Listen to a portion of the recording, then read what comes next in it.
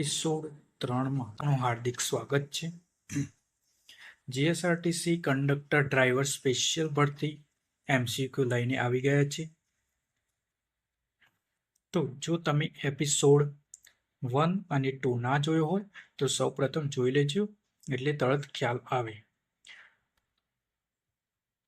આ એપિસોડ 1 અને episode 2નું lecture છે, જે ખાસ જોઈ લેવું. જે પરીક્ષામાં IMP પૂછાઈ શકે તેવા પ્રશ્નો આપણે લઈને આવ્યા છીએ. આ લિંક છે યુટ્યુબની, આ ટેલિગ્રામ લિંક છે, આપણે જોડાઈ જવું.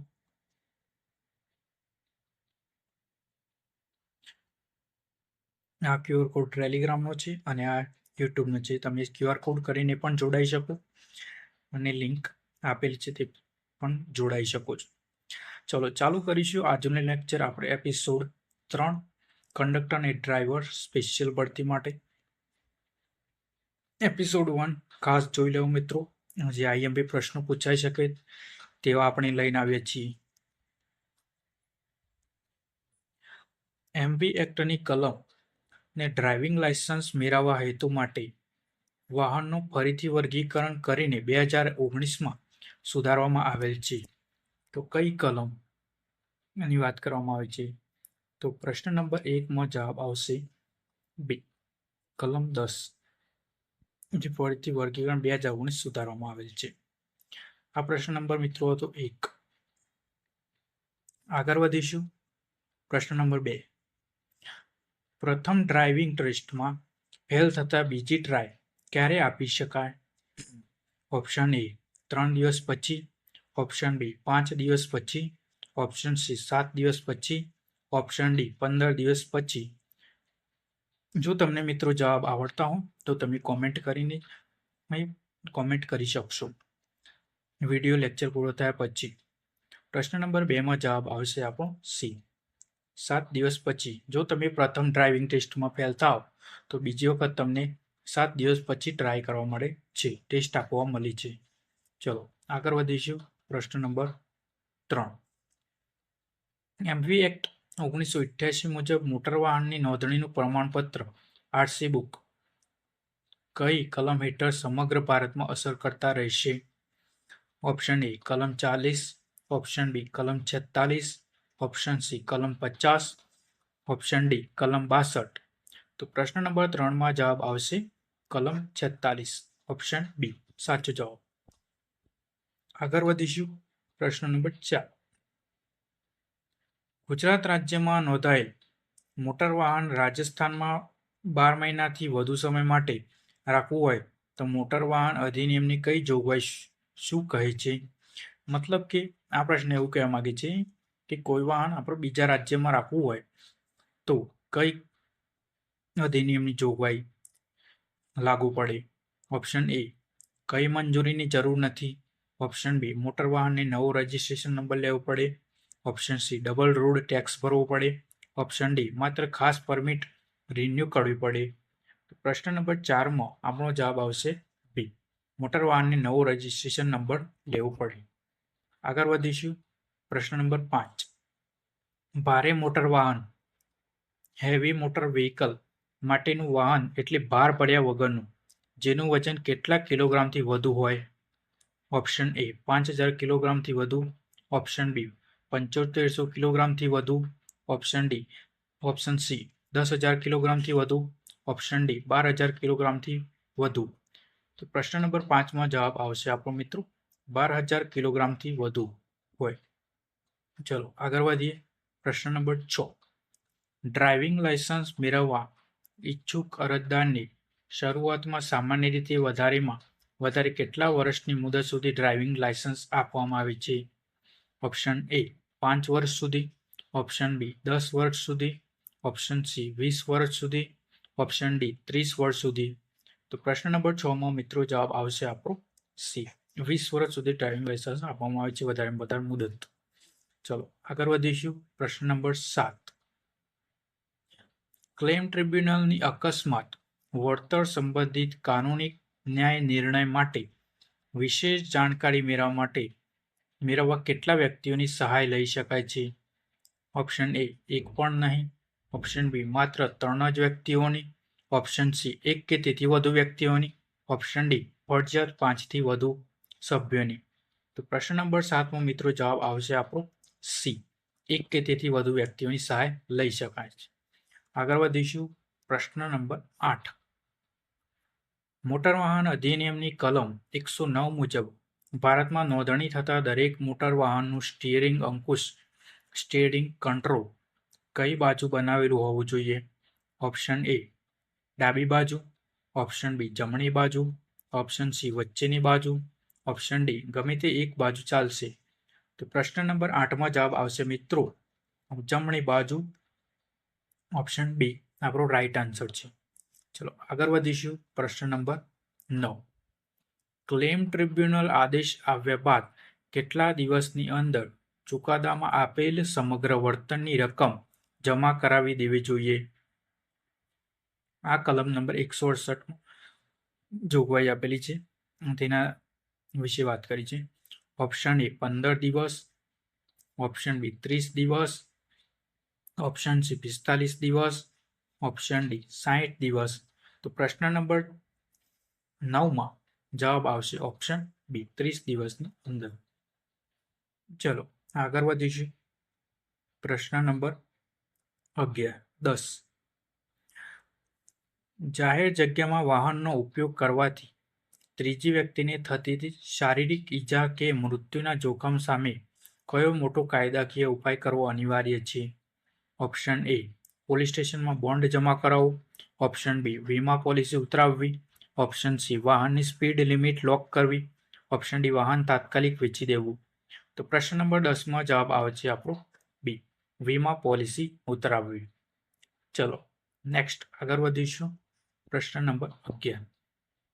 અકસ્માત વળતરના દાવામાં મોટર અકસ્માત દાવા ટ્રિબ્યુનલના ચુકાદાથી નારાજ થયેલ વ્યક્તિ કઈ કોર્ટમાં અપીલ કરી શકે? આ પ્રશ્ન નંબર 11 એ કલમ 173 લેવાયેલું છે. તો તેના ઓપ્શન જોઈશું આપણે. ઓપ્શન એ તાલુકા અદાલતમાં. ઓપ્શન બી જિલ્લા અદાલતમાં. Option C high court. Option D માત્ર સુપ્રીમ કોર્ટ. તો પ્રશ્ન નંબર 11માં આપણો જવાબ આવશે મિત્રો સી હાઈકોર્ટ. હાઈકોર્ટ. ચલો આગળ વધીશું. પ્રશ્ન નંબર 12. અકસ્માત વળતર દાવામાં દાવો કરનાર વ્યક્તિને ટ્રિબ્યુનલનો ચુકાદો સંતોષકારક ન લાગે તો તે ફરીથી કાનૂની નિવેદન માંગે તેને કાયદાકીય ભાષામાં શું કહેવાય? Option A reference complaint. Option B appeal. Option C renew petition. Option D affidavit. તો પ્રશ્ન નંબર 12માં મિત્રો સાચો જવાબ આવશે આપણો બી અપીલ કરી શકે. ચલો આગળ વધીશું. પ્રશ્ન નંબર 13. હાઈકોર્ટમાં અપીલ કરવા માટે ટ્રિબ્યુનલ દ્વારા આપવામાં આવેલ વળતરના ચુકાદાની રકમ કેટલા રૂપિયાથી ઓછી હોય તો અપીલ થઈ શકે નહીં? આ પ્રશ્ન કલમ 173 છે. તો તેના ઓપ્શન જોઈશું. ઓપ્શન એ 1 લાખ રૂપિયાથી ઓછી. ઓપ્શન બી 50,000 રૂપિયાથી ઓછી. ઓપ્શન સી 2 લાખ રૂપિયાથી ઓછી. ઓપ્શન ડી 5 લાખ રૂપિયાથી ઓછી. તો પ્રશ્ન નંબર 13માં જવાબ આવશે મિત્રો એ 1 લાખ રૂપિયાથી ઓછી. તો અપીલ થઈ શકે નહીં. 1 લાખ રૂપિયાથી ઓછી રકમ હોય તો અપીલ થઈ શકે નહીં. ચલો આગળ વધીશું. પ્રશ્ન નંબર 14. એમવી એક્ટ કલમ 2(28) હેઠળ આપવામાં આવેલ મોટર વાહનની વ્યાખ્યામાં કયા વાહનનો સમાવેશ થતો નથી? તેના ઓપ્શન જોઈશું. ઓપ્શન એ એસટી લક્ઝરી બસનો. ઓપ્શન બી ખાનગી કાર કે ટુ વ્હીલરનો. ઓપ્શન સી પાટા રેલવે ટ્રેક ઉપર દોડતા વાહનોનો. ઓપ્શન ડી ટ્રેક્ટર અને ટ્રેલર સંયોજનોનો. તો પ્રશ્ન નંબર 14માં આપણો જવાબ આવશે ઓપ્શન સી પાટા કે રેલવે ટ્રેકનો ઉપર દોડતા વાહનોનો સમાવેશ મોટર વાહનમાં કરવામાં આવતો નથી. ચલો પ્રશ્ન નંબર આગળ વધીશું. 15. તો જોઈએ ટ્રાફિક સિગ્નલ પ્રણાલી અંતર્ગત લાલ લાઇટ ડ્રાઈવ માટે શું અનિવાર્યપણે દર્શાવે છે? લાલ લાઇટની વાત કરી છે મિત્રો. તો તમે જોઈ જશે સિગ્નલ પર રોડ પર મૂકેલા હોય છે જે ઓપ્શન જોઈશું તેના. ઓપ્શન એ વાહનની ઝડપ વધારો, ઓપ્શન બી વાહન થોભાવો, ઓપ્શન સી વાહન ડાબી બાજુ તરફ વાળો, ઓપ્શન ડી વાહન સાવચેતીપૂર્વક હંકારો. તો પ્રશ્ન નંબર 15માં જવાબ આવશે મિત્રો લાઇટ શું દર્શાવે છે? તો વાહન થોભાવો. અને તમે મિત્રો જણાવજો પીળી લાઇટ શું દર્શાવે છે અને લીલી લાઇટ. આ બંને પ્રશ્નો શું દર્શાવે છે તેનો જવાબ મને કોમેન્ટમાં આપજો. ક્લિયર છે મિત્રો? ચાલો આગળ વધીશું. પ્રશ્ન નંબર 16. એમવી એક્ટ હેઠળ લર્નર લાયસન્સની પરીક્ષા પાસ કરવાની શરતમાં ફેરફાર અથવા બાંધછોડ કરવાની સત્તા કોને હોય છે? તો આ પ્રશ્ન નંબર કલમ 8નો છે. તો તેના ઓપ્શન જોઈશું. ઓપ્શન એ રાજ્ય સરકારને, ઓપ્શન બી કેન્દ્ર સરકારને, ઓપ્શન સી માત્ર આરટીઓ કમિશનરને, ઓપ્શન ડી જિલ્લા મેજિસ્ટ્રેટને. તો પ્રશ્ન નંબર 16માં જવાબ આવશે આપણો મિત્રો બી કેન્દ્ર સરકાર. ચલો આગળ વધીશું. પ્રશ્ન નંબર 17. નિયત મર્યાદા કરતાં વધુ પડતી ઝડપે ઓવર સ્પીડ વાહન ચલાવનાર વ્યક્તિને વધુમાં વધુ કેટલો દંડ થઈ શકે? આ કલમ 183નો પ્રશ્ન છે મિત્રો. ચલો ઓપ્શન જોઈશું. ઓપ્શન એ 1000 રૂપિયા સુધીનો દંડ, ઓપ્શન બી 2000 રૂપિયા સુધીનો દંડ, ઓપ્શન સી 5000 રૂપિયા સુધીનો દંડ, ઓપ્શન ડી 10,000 રૂપિયા સુધીનો દંડ. તો પ્રશ્ન નંબર 17માં મિત્રો જવાબ આવશે આપણો ઓપ્શન બી 2000 રૂપિયા સુધીનો દંડ થઈ શકે છે વધુ સ્પીડથી વાહન ચલાવી શકો તો તમે. આગળ વધીશું. પ્રશ્ન નંબર 18. ટ્રાફિક કંટ્રોલ સિગ્નલિંગ પ્રણાલીમાં લીલી લાઇટ પછી કઈ લાઇટ પ્રદર્શિત થાય છે? ઓપ્શન એ લાલ લાઇટ, ઓપ્શન બી પીળી લાઇટ, ઓપ્શન સી વાદળી લાઇટ, ઓપ્શન ડી સફેદ લાઇટ. તો પ્રશ્ન નંબર 18માં જવાબ આવશે આપણું બી પીળી લાઇટ. તમે મિત્રો કોમેન્ટમાં જણાવજો લાલ લાઇટ અને પીળી લાઇટ પછી કઈ લાઇટ પ્રદર્શિત થાય છે તે મને કોમેન્ટમાં જણાવજો. ચલો પ્રશ્ન નંબર આગળ વધી 19. મુખ્ય મોટર વાહન અધિનિયમ સંસદ દ્વારા કયા વર્ષમાં પસાર કરી અમલમાં મૂકવામાં આવ્યો હતો? Option A 1947, option B 1988, option C 1956, option D 2019. તો પ્રશ્ન નંબર 19માં જવાબ આવશે મિત્રો બી 1988માં અમલમાં મૂકવામાં આવ્યો. ચલો આગળ વધીશું. પ્રશ્ન નંબર 20. મોટર વાહન અધિનિયમ 1988 ભૌગોલિક રીતે કયા વિસ્તારમાં કાનૂની રીતે લાગુ પડે છે?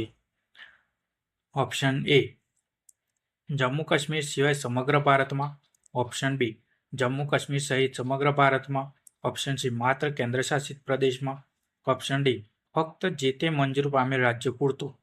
તો પ્રશ્ન નંબર 20માં જવાબ આવશે આપણો બી જમ્મુ કાશ્મીર સહિત સમગ્ર ભારતમાં, ઓલ ઇન્ડિયામાં લાગુ પડે છે. ચલો આગળ વધીશું. પ્રશ્ન નંબર 21. જીએસઆરટીસીનું કયું મહત્વનું વહીવટી ડિવિઝન સાબર નામથી ઓળખાય છે? તમે જોઈ જશે મિત્રો બસો પર જે નામ લખેલા હોય છે સાબર, વિશ્વામિત્રી, પછી ગીર, એવા એ નામો ખાસ તૈયાર કરી લેજો મિત્રો. ડિવિઝન નામ સૂચવે છે. તો કયા ડિવિઝનને ઓળખવામાં આવે છે? તો તેના ઓપ્શન જોઈશું. Option A Ahmedabad, option B Himmatnagar, option C Mehsana, option D Palanpur. તો સાબર મિત્રો કયા નામ ડિવિઝનથી ઓળખાય છે? તો હિંમતનગર ડિવિઝન. તો પ્રશ્ન નંબર 21માં જવાબ આવશે આપણો બી. ચલો આગળ વધીશું.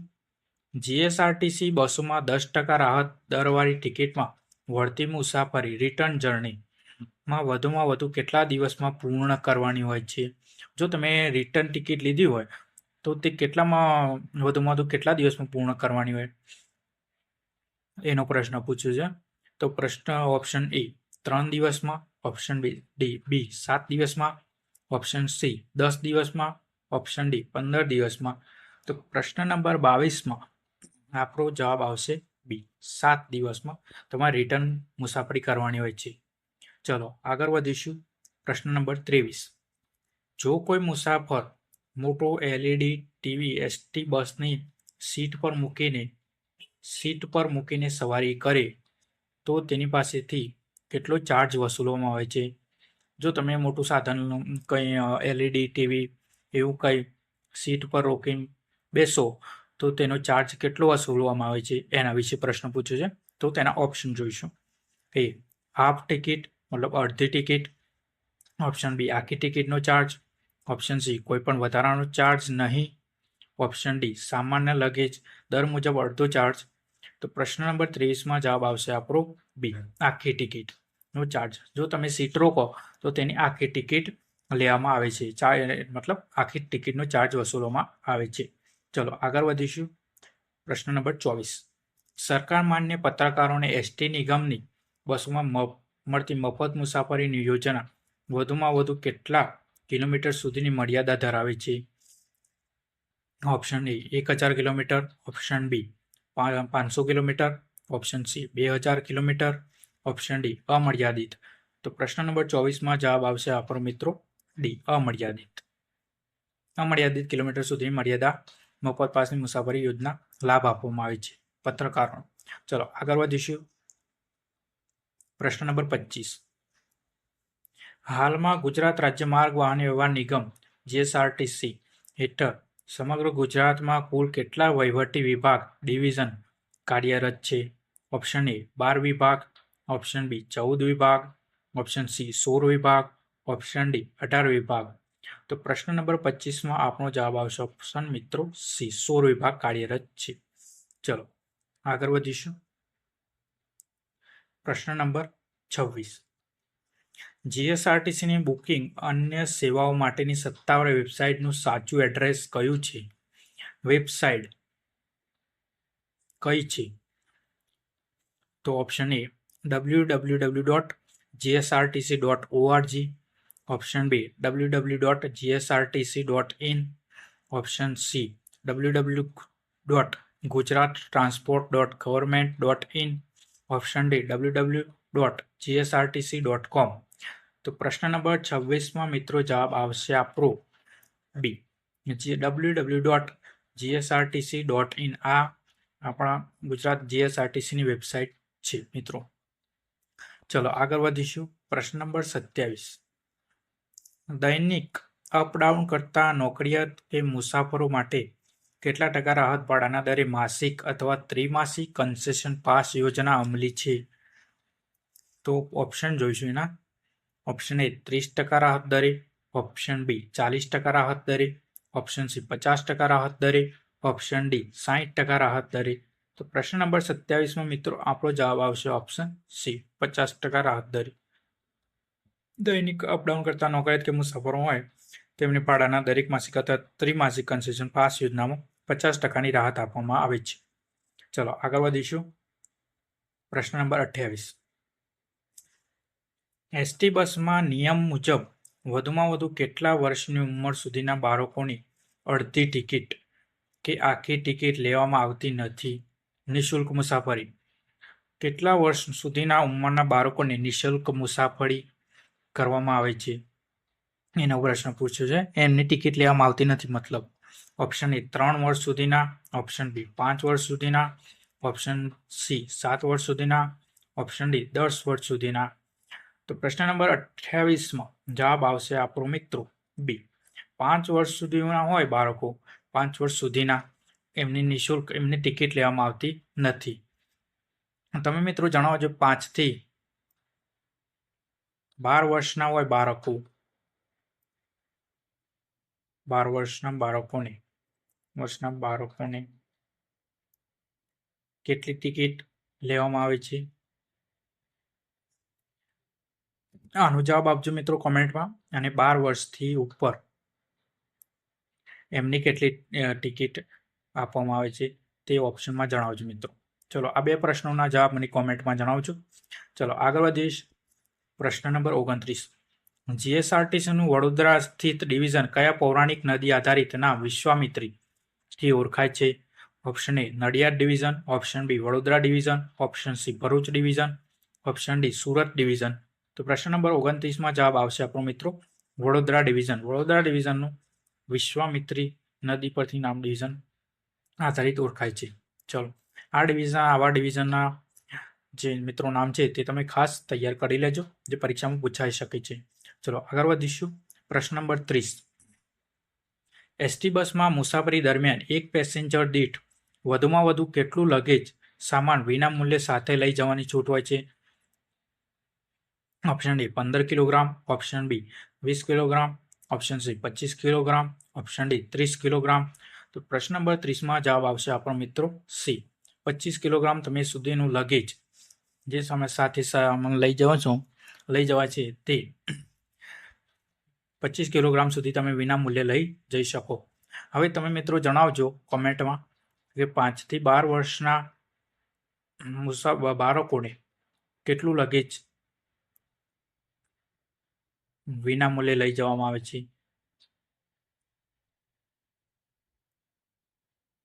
લઈ જઈ શકાય તે મને કોમેન્ટમાં જણાવજો મિત્રો. ચલો આગળ વધીશું. 31. એસટી નિગમની બસ માર્ગ પર જતા કયા મુખ્ય ટેકનિકલ કારણોસર બંધ પડે ત્યારે જ તેને આધિકારિક રીતે બ્રેકડાઉન ગણવામાં આવે છે? ઓપ્શન એ બસમાં ડીઝલ ખૂટી જવું, ઓપ્શન બી કોઈ પણ યાંત્રિક ખામી સર્જાવાને લીધે, ઓપ્શન સી રસ્તા પર ટ્રાફિક જામ હોવાથી, ઓપ્શન ડી બસમાં પૂરતા મુસાફરો ન હોવાથી. ઓપ્શન 31માં જવાબ આવશે આપણો મિત્રો બી, કોઈ પણ યાંત્રિક ખામી સર્જાવાને લીધે. ચલો આગળ વધીશું. પ્રશ્ન નંબર 32. મુસાફરોની સુરક્ષાને ધ્યાનમાં રાખીને બસમાં કયા ચોક્કસ ભાગમાં સામાન્ય મુસાફરોને બેસવાની સખત મનાઈ કરવામાં આવે છે? ઓપ્શન એ બસની પાછળની છેલ્લી સીટ પર, ઓપ્શન બી કંડક્ટર માટે અનામત રાખેલી સીટ પર, ઓપ્શન સી ડ્રાઈવરની કેબિન એટલે વ્યક્તિગત કેબિનમાં, ઓપ્શન ડી બસના દરવાજા નજીકની પ્રથમ રોમાં. તો પ્રશ્ન નંબર 32માં જવાબ આવશે આપણો મિત્રો સી, ડ્રાઈવરની કેબિનમાં તમને બેસવાની મનાઈ કરવામાં આવે છે. ચલો આગળ વધીશું. પ્રશ્ન નંબર 33. એસટી બસોમાં ટિકિટ લીધા વિના ગેરકાયદેસર પ્રવાસ કરનાર વ્યક્તિ પાસેથી કયા કાયદા હેઠળ દંડ અને કાનૂની કાર્યવાહી કરવામાં આવે છે? Option A Gujarat municipal corporation act, option B motor vehicle act 1988 હેઠળ, ઓપ્શન સી એસટી સામાન્ય વહીવટી નિયમાવલી, option D Indian penal code આઈપીસીની કલમ હેઠળ. તો પ્રશ્ન નંબર 33માં જવાબ આવશે આપણો મિત્રો બી, મોટર વ્હીકલ એક્ટ 1988. ચલો આગળ વધીશું. પ્રશ્ન નંબર 34. એસટી બસમાં પકડાયેલા ટિકિટ વગરના બિનજવાબદાર મુસાફર પાસેથી મહત્તમ કેટલા રૂપિયા સુધીનો દંડ વસૂલની જોગવાઈ છે? ઓપ્શન એ 100 રૂપિયા, ઓપ્શન બી 200 રૂપિયા, ઓપ્શન સી 500 રૂપિયા, ઓપ્શન ડી 100 રૂપિયા. જો તમે વિના મૂલ્યે બસમાં ટિકિટ વગર બેસી ગયા હોય તો તેમનો દંડ કેટલો લેવામાં આવે છે તેના વિશે પ્રશ્ન પૂછ્યો છે. તો પ્રશ્ન નંબર 34માં આપનો જવાબ આવશે ઓપ્શન સી, 500 રૂપિયાનો દંડ થઈ શકે. ચલો આગળ વધીશું. પ્રશ્ન નંબર 35. જીએસઆરટીસી બસોમાં કંડક્ટર દ્વારા મુસાફરોને ઝડપથી ડિજિટલ ટિકિટ આપવા માટે કયા ઇલેક્ટ્રોનિક મશીનનો ઉપયોગ કરવામાં આવે છે? Option A GPRS machine, option B ATM machine, option C ATM machine electronic ticket machine, option D POS machine. તો પ્રશ્ન નંબર 35માં જવાબ આવશે આપણો option C ATM machine electronic ticket મશીનથી ડિજિટલ ટિકિટ આપવા માટે ઉપયોગ કરવામાં આવે છે. તમે મિત્રો જણાવજો મને એટીએમનું ફૂલ ફોર્મ કોમેન્ટમાં, અને પીઓએસનું ફૂલ ફોર્મ પણ જણાવજો, અને જીપીઆરએસનું ફૂલ ફોર્મ પણ. આ ત્રણના ફૂલ ફોર્મ મને કોમેન્ટમાં જણાવજો. ચલો આગળ વધીશું. પ્રશ્ન નંબર 36. જીએસઆરટીસીનું વલસાડ ખાતે આવેલું મહત્વનું બોર્ડર વિભાગીય ડિવિઝન કયા વિશિષ્ટ નામથી ઓળખાય છે? Option A Daman Ganga division, option B Narmada division, option C Suryaputri division, option D Tapi division. તો પ્રશ્ન નંબર 36માં જવાબ આવશે આપણો મિત્રો દમણ ગંગા ડિવિઝન. દમણ ગંગા ડિવિઝન વલસાડ ખાતે આવેલું છે. બરોબર. ચલો આગળ વધીશું. પ્રશ્ન નંબર 37. અમદાવાદમાં ગીતા મંદિર ખાતે આવેલ આધુનિક રાષ્ટ્રીય સેન્ટ્રલ બસ પોર્ટનું ઉદ્ઘાટન તાત્કાલિક મુખ્યમંત્રી કોના દ્વારા કરવામાં આવ્યું હતું? Option A Narendrabhai Modi, option B Anandiben Patel, option C Vijaybhai Rupani, option D Bhupendrabhai Patel. પ્રશ્ન નંબર 37માં જવાબ આવશે આપણો મિત્રો ઓપ્શન બી આનંદીબહેન પટેલ. ચલો આજનો લાસ્ટ ક્વેશ્ચન પ્રશ્ન નંબર 38. જીએસઆરટીસીનું અમરેલી ખાતે આવેલું ડિવિઝન કયા પ્રખ્યાત સિંહ અભયારણ્ય ક્ષેત્રના ગીર તરીકે ઓળખવામાં આવે છે? Option A Junagadh division, option B Amreli division, option C Rajkot division, option D Bhavnagar division. તો પ્રશ્ન નંબર 38માં જવાબ આવશે આપણો મિત્રો બી અમરેલી ડિવિઝન ગીર તરીકે ઓળખાય છે. પ્રશ્ન નંબર 38 મિત્રો આજનું લેક્ચર અહીંયા પૂરું કરીએ છીએ. લેક્ચરને જોવા માટે આભાર. Thank you.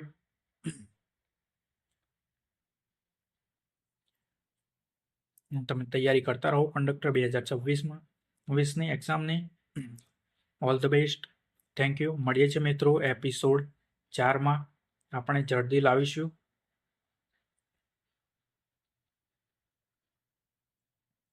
ત્યાં સુધી bye bye, take care. Thank you.